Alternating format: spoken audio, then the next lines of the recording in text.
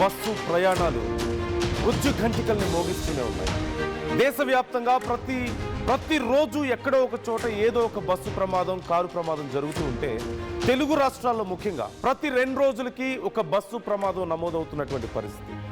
ప్రతి ప్రమాదంలోనూ పదుల సంఖ్యలో ప్రజలు ప్రాణాలు కోల్పోతూనే ఉన్నారు. ఇప్పుడు తెలంగాణలో మరొక ఘటన చోటు చేసుకుంది. హైదరాబాద్ విజయవాడ హైవేపై ఒక ప్రైవేట్ ట్రావెల్స్ బస్సు దగ్ధమైంది. హైదరాబాద్ నుంచి నెల్లూరు వెళ్తున్న విహారీ ట్రావెల్స్ బస్సు చిట్యాల మండలం వెలిమినేడు వద్ద షార్ట్ సర్క్యూట్తో మంటలు ఎగిసిపడ్డాయి. ఇంజిన్లో మంటలు రావడంతో రోడ్డు పక్కకు ఆపేశాడు బస్సు డ్రైవర్. బస్సు వెనక అద్దాలు ధ్వంసం చేసి ప్రయాణికులు బయటకు వచ్చినట్లుగా తెలుస్తోంది. డ్రైవర్ అప్రమత్తతో 30 మంది ప్రయాణికులు సురక్షితంగా బయటపడ్డారు. టీ బ్రేక్ నుంచి బయలుదేరిన 10 నిమిషాలకే ఈ బస్సులో ఈ మంటలు చెలరేగినట్లుగా తెలుస్తోంది. 2 ఫైర్ ఇంజన్లతో మంటలను అదుపు చేసింది ఫైర్ సిబ్బంది. ఒక్కసారి నేను మీకు ఆ విజువల్స్ చూపించే ప్రయత్నం చేస్తున్నాను. ఆ బస్సు ప్రమాదం జరిగిన సమయంలో బస్సులోంచి బయటకు వస్తున్నటువంటి ప్రయాణికులు మీరు ఇక్కడ చూస్తున్నారు. ఓ పక్క మంటలు ఎగిసిపడుతున్నాయి.